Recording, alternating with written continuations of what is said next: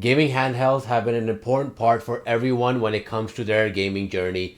I myself remember getting the Nintendo Game Boy Advance SP growing up, and that kind of started my console journey. Of course, after buying all the consoles that came after that, more recently, handheld kind of came back into my life in the form of the Nintendo Switch, and then of course more recently the Steam Deck, which kind of really brought the PC gaming handheld space into my sphere, and I've been back in love with handheld gaming. Now, although I have my PS5, I have my Nintendo Switch 2, and I also have multiple gaming PCs that can play most games at the highest settings, I've always seen myself go to the Steam Deck when it comes to specific games to just kind of play in bed, play whilst we're watching TV, things like that. And just because of the way the form factor of playing games on this, I sometimes saw myself prefer playing on the Steam Deck as opposed to maxing out a game with RTX settings, this and that on my gaming PC. But it's been 3 years since we got the Steam Deck, so as you can imagine, a lot of the newer games that are coming out don't hold up so well on the Steam Deck anymore. What this means is that you are limited to playing indie games or games that are not as demanding on the Steam Deck, or streaming your games onto the Steam Deck itself. As someone that really wants Sony to kind of get back in the handheld space and bring back the PSP, I was really hoping one of the other console makers like Sony would make a handheld system to compete with the Nintendo Switch 2. Who would have thought that Xbox will be the one to actually launch a handheld system in the year 2025. Now, of course, this comes with a few caveats. It is not actually an Xbox gaming handheld system. It is Xbox partnering with Asus on their ROG Ally series and making it into an Xbox ROG Ally X. The naming conventions and everything aside, it's really annoying, I know.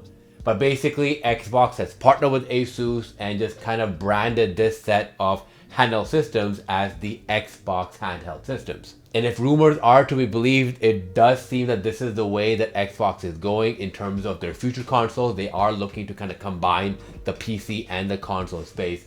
So it makes sense that this is kind of how they're going about their approach. But going back to why I want to check this out and why I want to review this is, for the longest time, the Steam Deck has been my go-to, and although I still love my Steam Deck, I do find that sometimes I'm just missing a little bit of oomph, something that will allow me to play some of the newer games that I love. We'll definitely discuss the pricing because the pricing is a big factor and it's not one-to-one with the Steam Deck, I know, so you don't need to type that in the comments. But for many people out there that might be waiting for a Steam Deck too, like myself, this video might help answer some of those questions on whether or not a Xbox ROG Ally X might be worth your time and might be worth that extra amount of cash that you might need to shell out. So enough talking, why don't we actually unbox the Xbox ROG Ally X and see what's inside the box itself. This is big. Alright, so here we are with the box of the ROG Ally X. Obviously you'll see a bit of glare coming from the screen, whatever, doesn't matter. First thing, as you can tell, is that the box is kind of huge, a lot bigger than what I got the Steam Deck in. The Steam Deck kind of just came in its case, which was kind of simplistic, but at the same time did what it needed to do. This is obviously a little bit more heavy duty, but let's start actually cutting into this.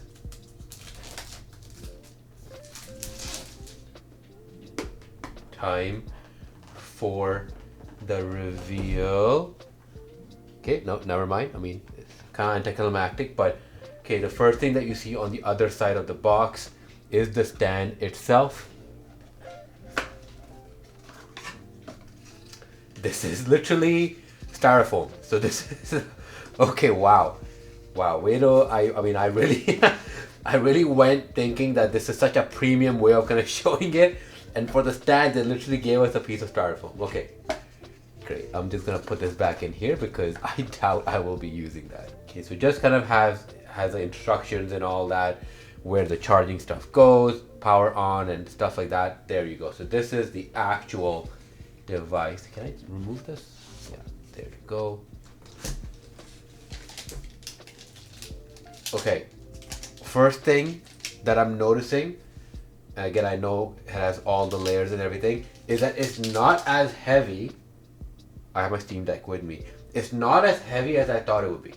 I honestly did think it would be heavier than the Steam Deck, but it's actually not that heavy. Okay, so let me just put this to the side for a second. I know, we'll get back to that. Let me check out what's in here. Okay, so we've got the charger. Great, appreciate us getting a charger. Apple, please take note. All right. So the piece de resistance. This is what we wanted to see and what we're looking to kind of see. So I'm gonna remove. So here you have the Xbox ROG Ally X. And first thing, wow, the buttons feel, the triggers, they have a really cool click to it. Not a click as in clicky sound, but just the feel. Let me just quickly get my Steam Deck and now just go back to the ROG Ally X. Yeah, these are really cool.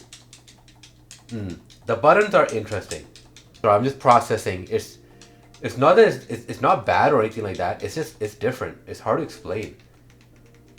Okay, this is the D-pad. The D-pad, in my opinion, is terrible. I know I shouldn't be jumping to that conclusion so quickly. I'm not a huge fan of these types of D-pads, the circular D-pads. I'm always a big fan of D-pads like these, especially D-pads that are kind of clicky for fighting games, things like that. And I will test this out in a fighting game. But yeah, that's a letdown. Again, you know, doesn't mean that you need to play fighting games on this. I'm just saying, I'm just giving you my honest thoughts. Joysticks, these triggers, the joysticks themselves, they feel pretty good. Yeah, they're pretty good. I like the offset ones. They feel good. It's got two back buttons here. Literally like one and one, so two. It's not like the Steam Deck where you have four of them, but I mean, that should be fine. Okay, so I'm just gonna quickly put the screen protector on and we'll turn this on. Okay, so we've got the screen protector installed. I'm actually not gonna mention the company or the brand that I use because it was a terrible experience. I had so many issues with bubbles, all that stuff, but let's move on. I'm gonna turn this on. Okay, so it does seem that there's no battery in it. I'm just gonna connect the wire. All right, so we can see that it is charging once I connected the USB-C charger. There you go, it is on. Got some cool RGBs on the sticks themselves. So they really go at it with the Xbox branding, as you can tell. Now, this being obviously a Windows-based system, I'm kind of curious to see if there's going to be a bunch of updates we gotta install, or if it is a more of a, you know, just out of the box, start playing games. Yep, just a moment. That's a very Windows 11 kind of a thing that you will see. That's a very Windows sound. And of course, so now we actually have the Windows settings. So let me just quickly get through this. So yep, it is gonna be doing the updates, the Windows updates. So yep, we will be back. All right, so as you can see, there's even more updates. This is not as simple as I thought it would be. Not a great first impression of just kind of bringing this out of the box, in my opinion. All right, so we're back after a little bit of a break. When I was updating the whole system, all that stuff, it took a while. There was just a bunch of random issues. We'll discuss that later, but I want to kind of just take some time to actually install the games, have everything ready, so that I can kind of show you what the UI and everything actually looks like.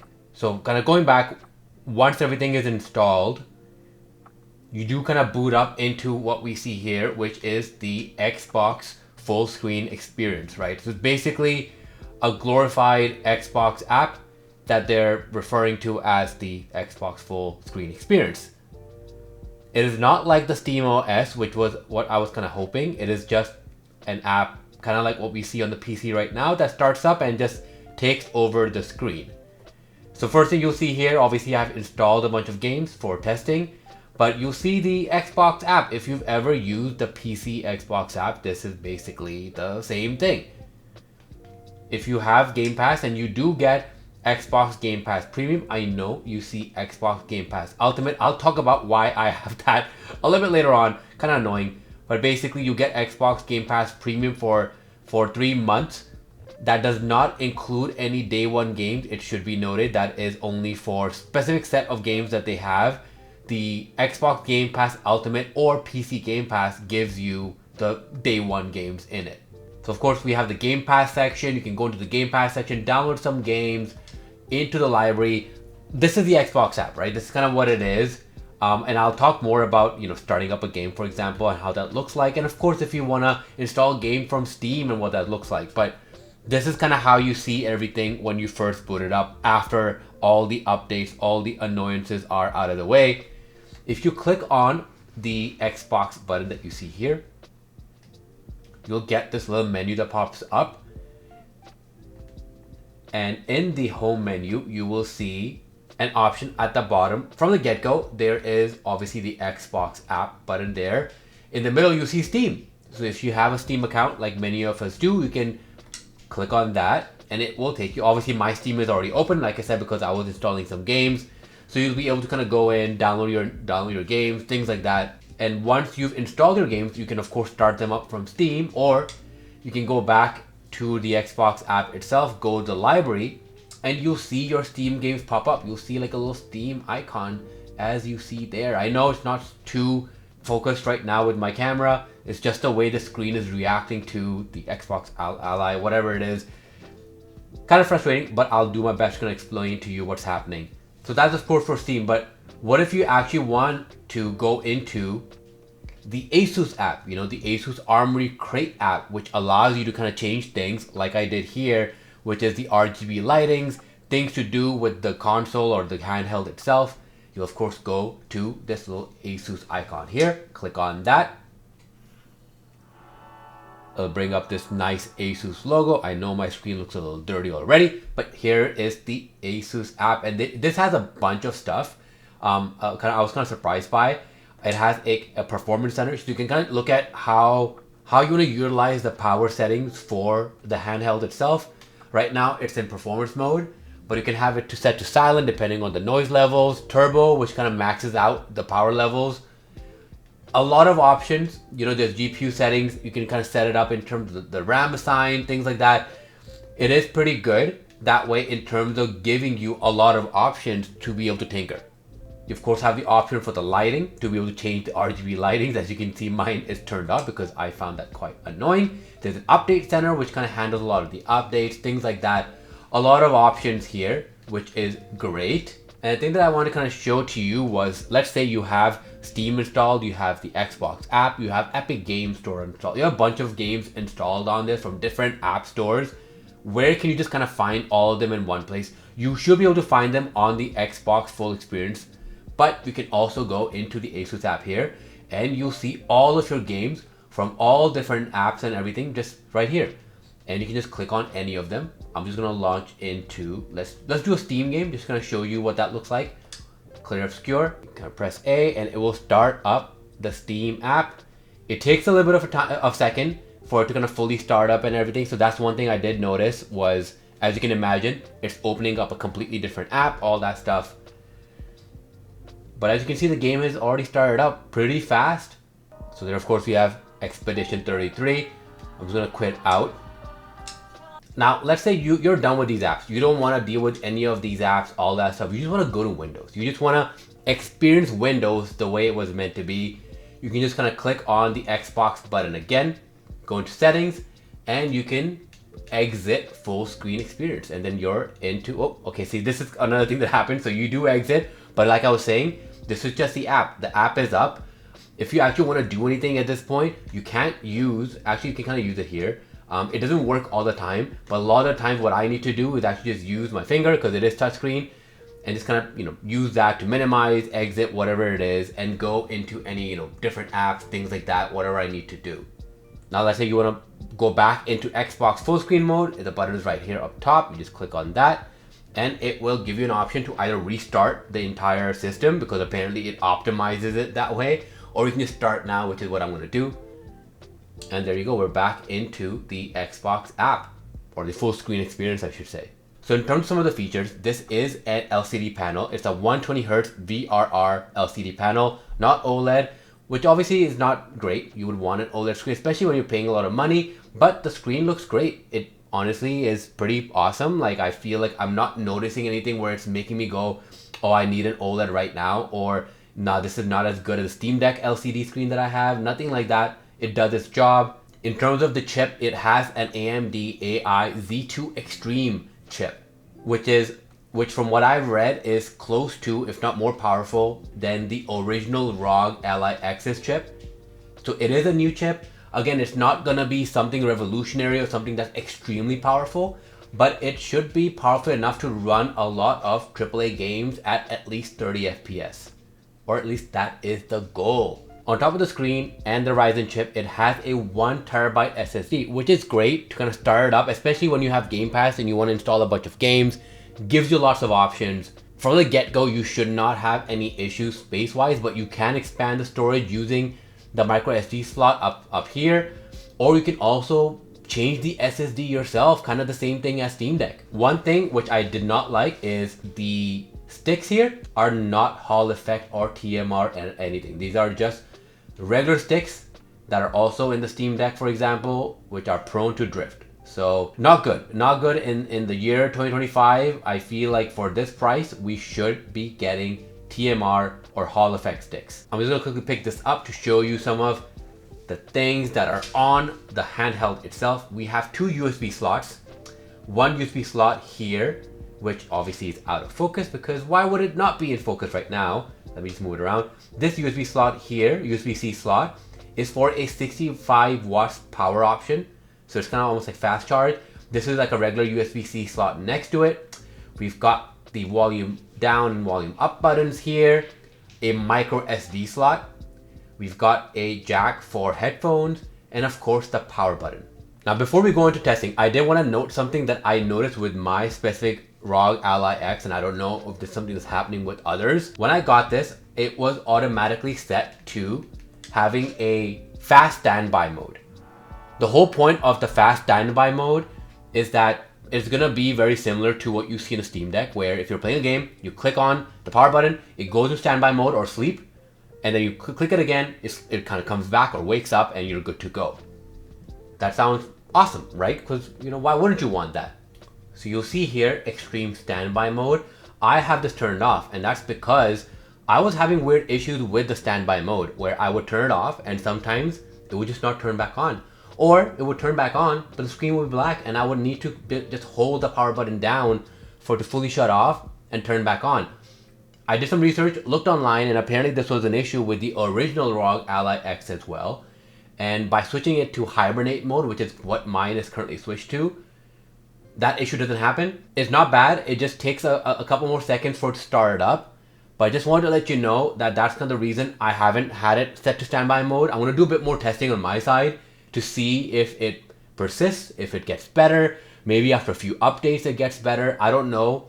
But I will kind of detail all the weird random issues I've had, which is why it took me a while to come back to make this video. Now look, I've bored you enough with the whole UI, all that stuff, you know, kind of showing you what the ins and outs are when you kind of take it out of the box.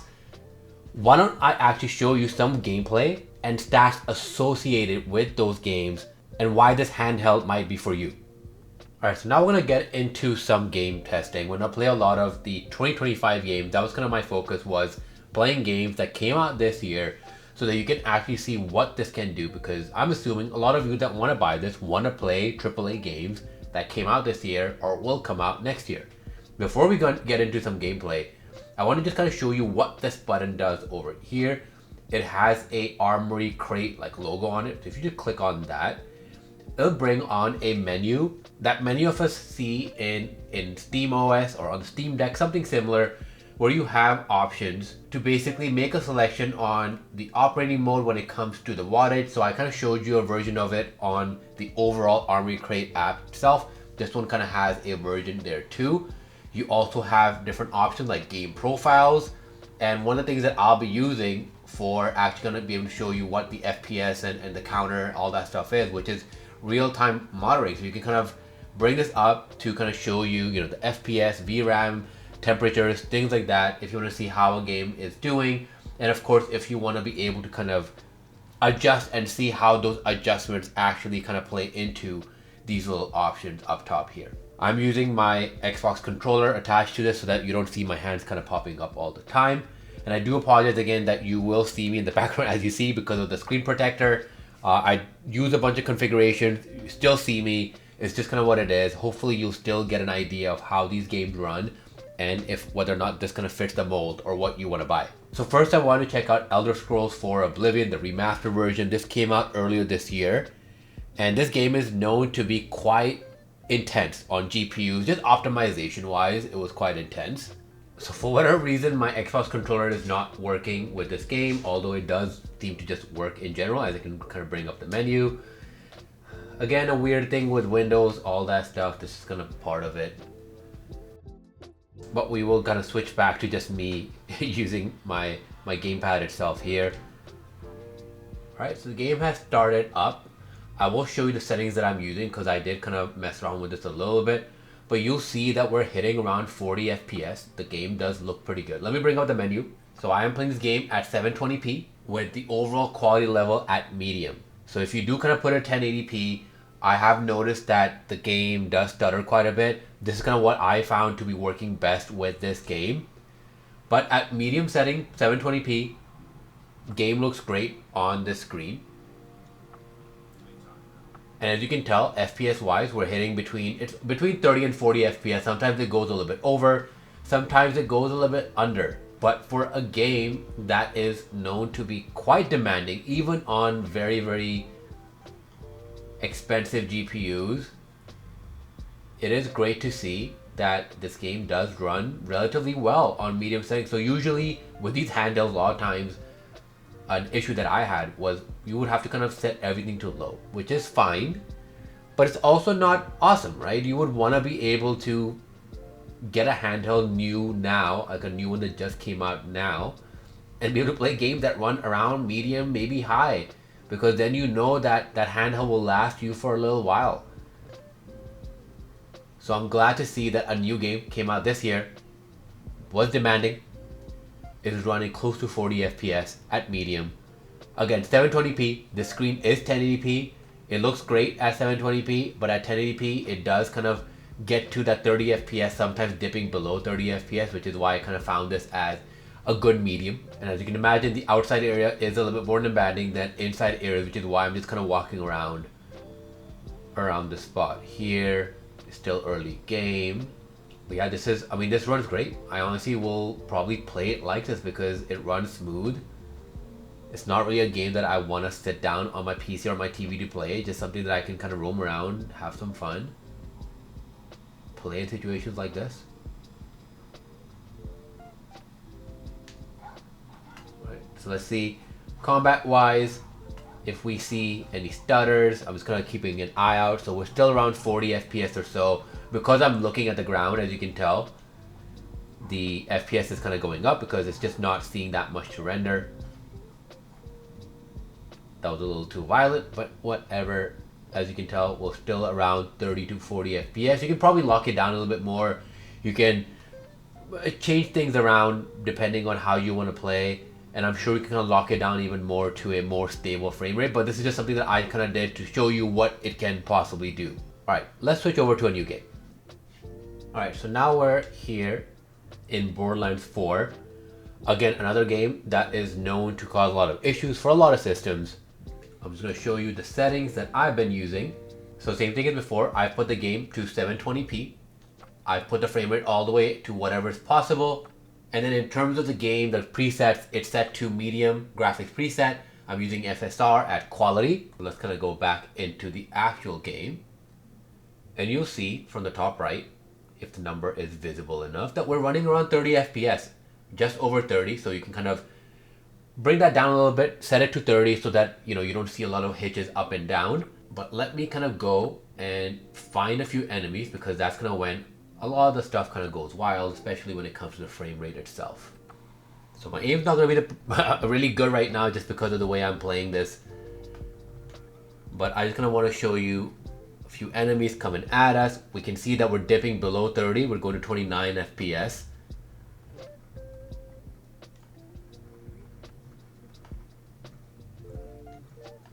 Now we're dipping even further. We're around 23, 25.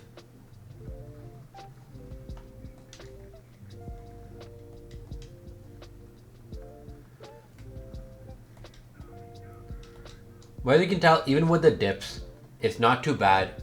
It is manageable. Obviously, it's not great that, you know, I'm dying right now, but that is to be expected.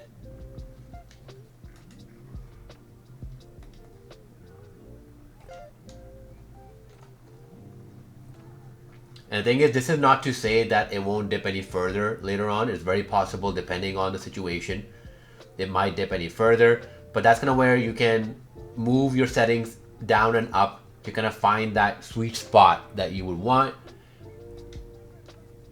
And I am playing this on FSR quality, that should be noted. If you dip it to FSR performance, things like that, you could probably get it to go a little bit higher in terms of the frame rate. But from what I found, FSR quality was a good in between to kind of make sure the game actually looks good without sacrificing the FPS too much. Alright, I think this is a perfect time to switch to another game. Alright, so here we are with Battlefield 6. Just came out, has taken the world by storm. I'm a big Battlefield fan, so I'm happy this game is doing well. This was one of the games that I really wanted to test out on this, because this of course does not work on the Steam Deck thanks to it being a Linux-based platform. A lot of multiplayer games unfortunately don't work on the Steam Deck because of it being a Linux-based platform. And Battlefield 6 is a game that sometimes, you know, you just want to kind of jump into a quick game, whatever it may be, and just kind of play through it without having to kind of go on your desk, go for the TV. At least that's for me. Everything is kind of set to auto just based on the game doing its own internal checks of the system. I do want to kind of leave it at auto just to see how it does. It automatically went to a 720p resolution. So rather than jumping into a campaign or anything like that, I actually want to play the multiplayer, because that's kind of why people buy Battlefield to begin with, and that's probably what you would want to play most of the time either way. I will check out a medium scale battle just to see how that does. Alright, so we have started up with the settings that the game just kind of started us up in, and we are at 40 FPS. Which is not bad. I honestly was not expecting us to be over 30.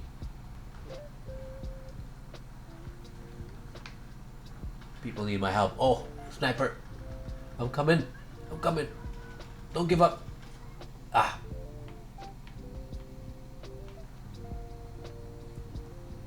I think that was expected. But as you can tell, it's running quite well. 40 FPS. Like I said, it's not 60, but in my opinion, this is not bad. Like above 40, if you're between 40 and 50, it feels quite smooth, especially if you're on a VRR screen and it's 120 Hertz. So obviously on your side, like I said, everything's being recorded at 30 FPS. You will not really see it, but to me, it does look quite smooth. Yeah, there's no way. Okay. All right. I'm just gonna stop embarrassing myself, but as you can tell, it runs pretty well. It's not too bad, even in terms of the GPU usage, all that stuff. You know, we're hovering around 98, 97%. But I'm impressed. I'm happy. I'm happy with how this is running. Actually, just as I said, I'm happy with how it's running. It seems that the game might have crashed. Okay, there you go. Okay, so the game crashed. Okay, wow. What are the chances? But I mean, at least for the amount of time that the game was running, it was running pretty well. I'll keep doing more testing on my side with Battlefield 6. We're gonna see if this happens again, but that was kind of funny. Alright, so the last game I wanted to test out was Clair Obscur Expedition 33. This is one game that I have been playing on the Steam Deck at around 30 FPS with low settings. And although it does run and it's doable, the game just does not look too good in my opinion. That a lot of times I do kind of see myself not playing it on the Steam Deck. I would prefer just kind of playing it on my PC. But I did want to load into this game just to kind of show you the settings that we're at. So for the graphics, we're at medium preset. We're using XeSS at quality. Of course, max FPS is set to 120. And it is Borderlands Windows, so it should be at 1080p. And I will say, this looks much better. This looks much better than what I was seeing on the Steam Deck. We're gonna kind of go ahead. We're around 40 FPS. I'm gonna try to find the spots that I've been having a lot of troubles with, just to kind of show you what it is like in a gameplay kind of or a fight environment. So we're now getting closer around 30 FPS. Oh my god. Okay, there's one person down, but we are getting closer to 30 FPS now. But again, the good thing is that the game looks really good. Playing this game at 30 FPS is definitely doable. Okay, wow, I'm just kind of missing all of the triggers, but again, we're still over 30 FPS. We haven't dipped below 30. Main thing is 1080p, medium settings, looks great.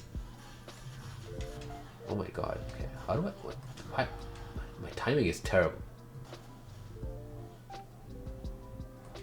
Wait. Oh, there you go. Oh.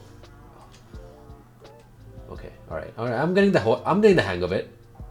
Yeah, this is not gonna happen today. Don't worry. But I'm hoping this kind of shows any of you that's interested in Expedition 33, maybe played it on the Steam Deck, wanted to play it at a better resolution, looking a little bit better. Really looks good on the Ally X. Alright, so now that we've tested these games out, why don't we go back and discuss some of my initial experiences and also some of the other cool features of the Xbox Ally X. Alright, so where do we even begin? The onboarding experience for this was quite terrible. The Windows updates, all that stuff, it took a really long time, and then obviously once you get into the actual device itself, there were more updates and things happening in the background. It got so frustrating that I basically had to stop recording, do all the updates, everything on the side, have everything downloaded on the side so that it would make more sense for me to make this video and continue making this video. I mean, it was so bad that I literally had to step away. I had to let it basically update and download Windows, all that stuff on the side. It took hours. And then Asus, when you go into Armory Crate, it has its own updates that it had to do. It was a lot. If you're someone that's looking at this as an Xbox console, this is not a good experience. This is very much a gaming PC kind of an experience. Now, putting the onboarding stuff aside, let's just go with, okay, we're done, we're ready to play, you're playing a game, and you want to put your console or handheld in standby. For whatever reason, my Ally X does not like going into sleep. I have to switch this into hibernate mode, and I'm just gonna show you the hibernate mode of me turning it on. It is pretty quick. But you'll see it'll kind of pop up like this. It vibrated. And there you go. It's basically on. It's going to go into the home page. It still takes a little bit of time, as you can tell. There you go. Now it's on. And you can suspend games in this way as well. But I basically cannot use the sleep function because anytime I try to wake it up, it stays just like this. It just stays blank. There's no lights or anything that turn on. I literally have to hold the power button. The white light on the power LED will flash a few times and then press the power button again and it will essentially just restart. I basically just hard reset it or hard turned off my handheld at that point. That is not good. The whole point of these handhelds is so that you can suspend it when you're playing a game and bring it back. With the Hibernate, you are able to suspend your games with it. Although there are some games that might not like your PC going into Hibernate. Again, I was done with the onboarding, I was playing games, I was happy with how it was performing, and then I started getting this wake issue. Not a good experience, right? And then of course this D-pad. This D-pad, you can hear it, this D-pad is terrible. It is, I have no idea what Asus and or Xbox were thinking. This is just not a good D-pad, and there are so many other consoles, controllers, anything that they could have copied from and would have been fine. Even the Steam Deck D-pad is much better than this. I have no idea for $1,000 console, what were they thinking? Okay, now that we got that out of the way, let's talk about the games and the performance of those games. As you saw, the games were performing quite well. This is exactly what I was hoping for when it comes to this handheld. I want something that performs better than my Steam Deck, and I know that it's not gonna be Steam Deck 2 or anything like that, but it will be a step up, kind of like a PS5 Pro or like a PS4 Pro to essentially let you play some games that just don't run that well on the Steam Deck anymore. That's also not talking about the fact that this does allow you to play literally any game out there. With the Steam Deck, you are limited to games that can work on the Linux platform, and of course any game that doesn't use anti-cheat. But with this, essentially any game, you can play anything you want. As you saw, we could play Battlefield 6, which I was really excited for, and the game does run quite well on this. And I know some of you might be typing down there that the Steam Deck is able to play Windows-based games. If you install Windows on the Steam Deck and this and that, I get it. But I want to talk about someone's experience that does not want to tinker, which is going to be a lot of casual players out there, especially with the Xbox name on this. Now, as much as I hate the D-pad, the buttons, all those are great. I read a lot that people didn't like how clicky they are. I'm just gonna play it for you. I don't think they're that clicky. I don't think they're that bad.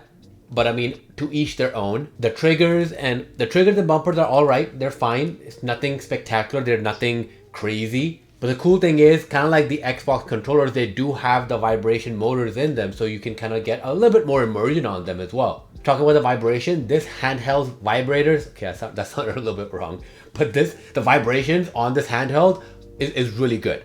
I was a little surprised. I thought it would be the same as the Steam Deck, but it does feel a little bit more powerful. And talking about powerful, the speakers are spectacular. My volume level was around 20 or 30 out of 100, and that was already kind of inching towards too loud for me. And it's not too loud in the sense where everything's breaking apart. It's loud in the sense that it's detailed and it's loud. As someone that loves sound, music, things like that, I have so many headphones, my speakers and all that stuff.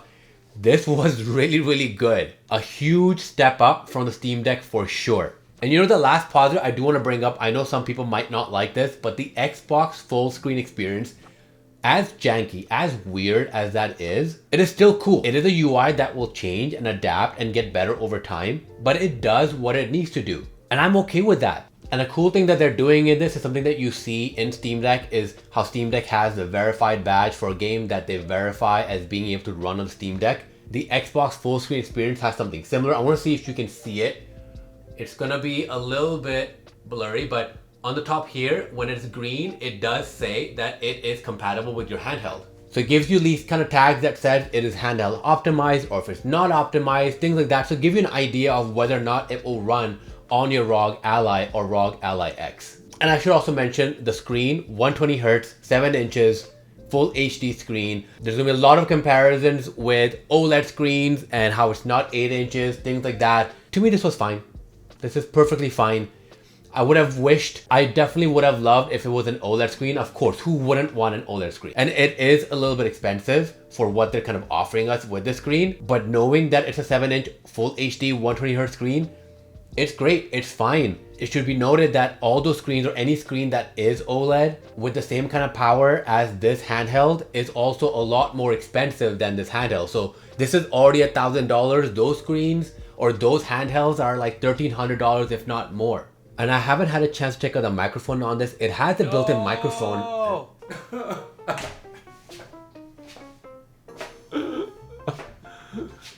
Did you know? Did you know? Whoa, Hank, what's wrong? Xbox is done. They're not making any more consoles anymore. They're taking them off of Costco's shelves. Xbox is no more.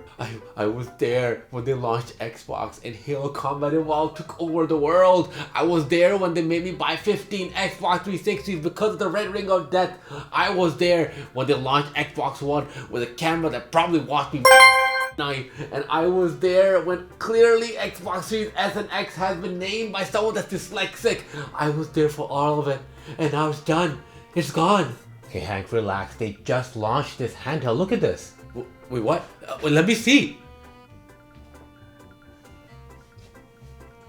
Xbox made this? Well, they sort of made it. It's actually made by Asus, but they kind of had a collaborative effort with the creation of this handheld. So it's not really made by them, but they do have the branding on it, and they also have like their own kind of UI, which is a makeshift of the PC UI that we currently have. Oh, okay. What? Yeah, it's confusing. I can play all of my Xbox games on this? Well, not exactly. Whoa. Okay. Let's get into this. So this is an Xbox, but it's not an Xbox. It can play my Xbox PC games, but not my Xbox games? What is up with that?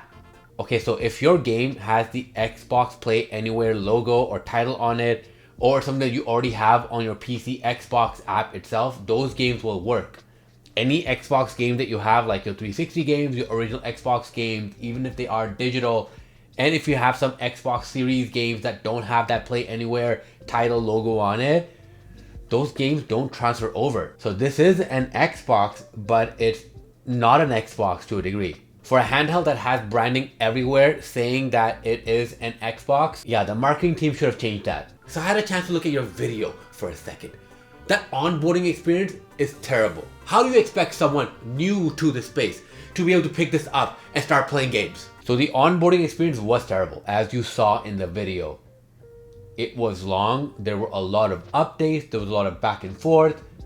I was having a sleep-wake issue at that point as well. A lot of times when you are doing the updates and you need to kind of, press next or you enter anything, sometimes the gamepad itself will stop working. So you literally have to use the touchpad with your finger and hope that, it kind of goes through. Or if you want the keyboard to pop up, hopefully the keyboard pops up. It felt more like a Windows onboarding experience with this handle kind of forcing itself in there and saying, no, use me as a handheld for this onboarding experience. But Windows was kind of fighting back and wanting me to basically connect my mouse and my keyboard to it. For someone that's coming new to this space, sees the Xbox branding, picks it up, yeah, like this is not a good experience at all. Alright, I've been holding this handle for a while and it's like, it feels premium, but it's plasticky and the D-pad is terrible. Like what is up with this? The handle quality was a little off. Like it's premium to a degree, but everything feels very obviously plastic. Not that other handhelds and other things aren't made of plastic, but they just have some sort of finesse to it. There's something about it where it still feels like a premium device. For whatever reason, with the buttons and just the way everything was feeling in my hand, I didn't really get that. But look, all of that kind of goes away when it comes to the actual inputs and the things to do with the device, which is how the buttons feel, the bumpers, the triggers, the vibrations, the sound, all that stuff. When you look at everything as a whole, it does what it needs to do, which is be able to play your games. The D-pad is terrible, by the way. Yeah, the D-pad, I can't even find anything positive about it because it is simply terrible. I have no idea why they decided to put this specific D-pad on this. There were so many different options. They could have even gone with what there is on the Steam Deck, something similar, but this was just terrible. Alright, so what? Alright, so I kind of missed the memo at the start. This is $1,000? 1,000? Are you? And they don't even give you Game Pass Ultimate? They give you Game Pass Premium? Really? They give you the middle tier Game Pass that does not have day one games on it? Why would I pay $1,000 for this? So $1,000 is a lot, and yeah, with the Game Pass Premium stuff, I was surprised when I signed in and it was like, hey, you have Game Pass available with this, all that stuff. I said, yep, okay, go ahead. And I was looking for new games like Ninja Gaiden and any other new games or any other Xbox games that were out there, and I couldn't find anything. And I was like, wait, this is so confusing. What happened? Then I realized it actually gave me Xbox Premium. I thought maybe I made a mistake, but it turns out they actually do give you Xbox Game Pass Premium with this. That is such a terrible look when you're asking people to spend $1,000 on a handheld. The good thing is I was able to upgrade to Xbox Ultimate for not that much, so I basically have Xbox Ultimate now for 3 months. Now putting the Game Pass piece aside, $1,000 for what this is hard to swallow. When you look at it in terms of the Steam Deck is powerful, but obviously not as powerful as this. This can play a lot more games than the Steam Deck just because it is a Windows-based platform. And Steam Deck is also a lot cheaper in general, but like what you see with the GPU market, where as you kind of bump up in the GPU range, the price goes up exponentially, but the amount of frame rate or the additional frames that you get, it doesn't scale in the same way. Now there are other handhelds of the same kind of power level out there like MSI and Lenovo, and both of them are charging the same amount if not higher. So at the moment this AMD chip that's in the system It's just expensive. It's just what it is right now. This is probably why Valve and Steam Deck are waiting until they get to a point where these chips or these high-end chips become a little bit cheaper. But in my opinion, honestly, when you look at it in terms of what the Steam Deck offers and what other companies offer at the same range, it is priced competitively to that market. I would have loved to have a bigger screen or an OLED screen, but I also know the price probably would have bumped up. But I do like how the controller, like the ergonomics itself feel, which you might not get in other handhelds. So it's a bit of give and take with the price. Again, not really accepting the price, but it does make sense based on what we have in the market right now. All right, what about the Steam Deck? The Steam Deck has taken over the PC handheld market. It is also cheaper, it's more convenient, onboarding experience is way better. Why would anyone choose this? Now comparing this to the Steam Deck as a whole, you can get a Steam Deck OLED for much cheaper than an Xbox ROG Ally X. The Steam Deck has a UI and onboarding system and countless updates made since it came out a few years ago that it will overall be a more console-like experience. What that also means that you are locked in to that Linux system. So there are ways to be able to download Battle.net, download other services so you can play your games on Epic Games Store, EA, things like that. It's not easy, it does require a lot of work, but that doesn't necessarily mean that those games will work. Because of anti-cheat and other issues that developers have with Linux as a whole, not all games are compatible. So although the Steam Deck is a great value proposition, everything runs really well, you are limited to a specific set of games. Games that could be AAA, but were AAA a few years ago. Or it might be a AAA game that came out this year, but it just has to be not as demanding or a game that's very, very well optimized. With the ROG Ally X, there are more possibilities in terms of games you want to play. If you're looking forward to playing a lot of games, AAA games that are coming out this year, especially on Game Pass, those games will run relatively well on the ROG Ally X, as we saw from the testing. It doesn't mean all the games that come out next year or the year after that will run perfectly. There's no guarantee for that. But as it stands now, the ROG Ally X was playing games from 2025 really, really well. And with this being tied to Xbox so closely, the hope is that Xbox and the developers at Microsoft do prioritize handhelds like the ROG Ally X for their games. As we saw, Ninja Gaiden 4 was listed as being well optimized, and it was. And the same goes for Outer Worlds 2, which is coming out in a couple of days. Okay, hey, I'm taking this by the way, and I'm taking your dog too. Nala, come, let's go. Wait, I have only one of both. So overall, the Xbox ROG Ally X did take me by surprise. The initial experience was not good. The feel was a little off. I was kind of looking down on this at the start, but as I started actually playing the games, which is why I bought the handheld, it really changed my perspective. I honestly did not think I would be okay moving away from the Steam Deck to a new handheld, especially a Windows-based handheld. Also with the fact that I have two really beefy gaming PCs, I was kind of happy to wait for the Steam Deck too, just because of the way Steam Deck has been fully optimized for a good user experience. Instead, I came away loving the ROG Ally X, using this and playing this more than my Steam Deck, getting excited to try new games, especially Outer Worlds 2, which will be coming out in a little bit, and then going back to play some of the games that I couldn't play on the Steam Deck or just would not run on the Steam Deck well enough. That was then followed by the vibration motors in the handle itself feeling so good, feeling so immersive, which surprised me. And then the sound was so crisp and so good. It was something that I could compare to listening on my Sonos device. Of course, it's not going to be as good as the Sonos surround system, but it was still really good and really, really loud. The screen, sure, is not perfect. It could have been better. If the bezels are kind of large on this handheld. As someone that has an OLED screen behind him and also an OLED TV, I wasn't feeling like, okay, I'm really missing the OLED screen right now. I was okay playing on the screen. The games looked good. They played well. I was playing a game called Lightkeeper or Keeper, something like that just came out on Xbox Game Pass. And the colors were so vibrant, they looked good. Again, if I really want to play something on the OLED, I will go and play on the OLED, but the handheld was doing a great job for what it was. The battery life was surprisingly good. I was playing a bunch of Ninja Gaiden and playing a bunch of beefy type games. And because I'm so used to my Steam Deck, I was like, okay, by now, the battery will be around 10-20% or so. And it was more around 40 or 50. Of course, you need to keep charging this because at the end of the day, this is a handheld system and it can only last for so long. But it was a good surprise. And yeah, the sleep issue is still bothersome because that was kind of the whole point of this handheld, that they were going to fix the sleep wake issue when it comes to Windows devices. So it will be more on par to a Steam Deck. And I did try different updates, things like that, and said, you know what, maybe this new update might fix it. Went back to sleep. Nope, it would still not wake up. I would need to do like a hard reboot or hard reset to kind of bring it back to life. But yeah, basically my system is on hibernate mode. I think other people might be doing the same from what I read online. It's not great. Again, like it's something that I feel I'm hoping can be fixed with a patch in the future, but not a good experience when you first get this. Now you might be wondering, who is this for? If you're coming from the same place as I am, you have a Steam Deck, and you've been missing a lot of the games that are available on a Windows-based system, Game Pass games that just run better as a whole because this has a better chip, and games that might have anti-cheat or are multiplayer that you just can't play on your Steam Deck.